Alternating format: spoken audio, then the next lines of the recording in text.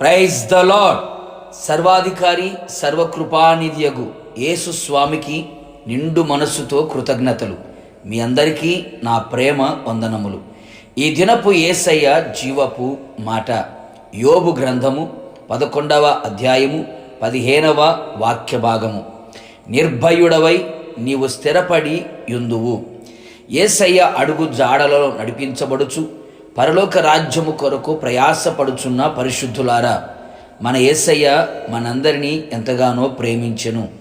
ఆయన స్వకీయ సంపాద్యమైన మనలను నిర్భయమైన జీవితము కలిగి ఉండాలి అనేది ఆయన వాంఛి అయి ఉన్నది.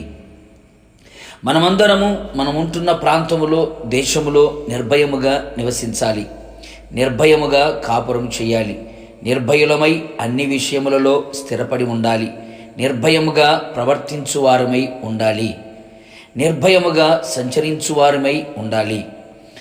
భయమును పుట్టించే సంగతులు చెవికి వినపడిన కంటికి కనబడిన భయము లేని వారమై నిర్భయులమై ఉండవలెను.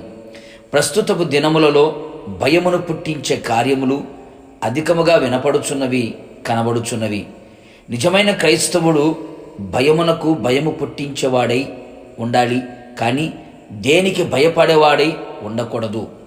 అందుకే పరిశుద్ధ గ్రంథములో అనేక పర్యాయములు భయపడకుము అని ప్రభు మనకు అభయమిచ్చి ఉన్నాడు.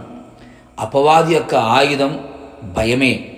ఆ భయమునకు అనేకులు లోబడి ఆత్మీయ జీవితములోను కుటుంబ జీవితములోను భయంకరమైన పరిస్థితులు ఎదుర్కొంటూ ఉన్నారు.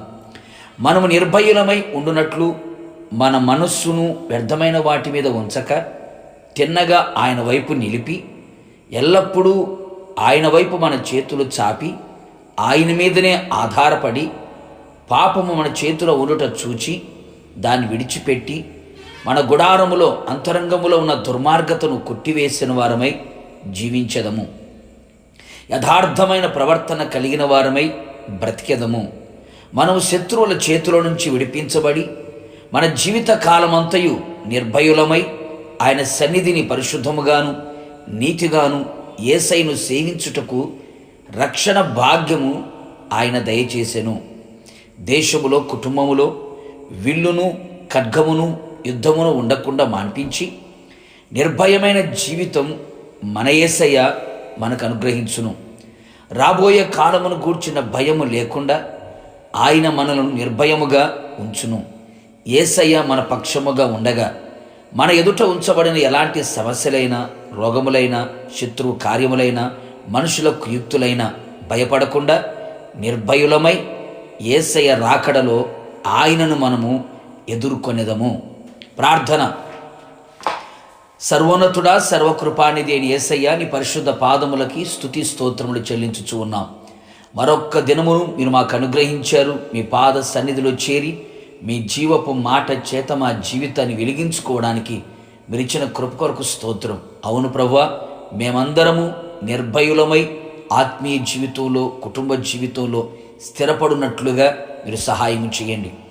అనేక మంది అనేక విషయాలలో భయమునకు కలవరమునకు ఆందోళనకు గురైపోయి ఆత్మీయంగా శారీరకంగా మానసికంగా అనేక మంది కృంగిపోతూ ఉన్నారు. ప్రభువా, మీరు మా పక్షముగా ఉన్నారు. నిశ్చయముగా మా మనసును మీ వైపు త్రిప్పుకొని మా చేతులు మీ వైపు చాపి పాపమును విడిచిపెట్టి పవిత్రమైన జీవితంతో బ్రతుకున్నట్లుగా మీ రక్తము చేత కడగబడి రక్షణ భాగ్యమును పొందుకొని నిర్భయులమై జీవితకాలం బ్రతుకున్నట్లుగా మీరు సహాయం చేయండి. మీరు మా పక్షముగా ఉన్నారు ప్రభువా. ఆ ధైర్యముతోని ఆత్మీయాత్రలో ముందు కొనసాగునట్లుగా నిర్భయమైన జీవితాన్ని జీవిస్తూ మీరు అక్కడ సిద్ధపడినట్లుగా కృప మెండుగా నిండుగా దయచేసి మహిమ పొందమని యేసు నామములు అడుగుచున్నాను తండ్రి, ఆమేన్. నిశ్చయముగా మీరును మీ కుటుంబ సభ్యులందరూ నిర్భయులై స్థిరపడి ఉందురుగాక. God bless you.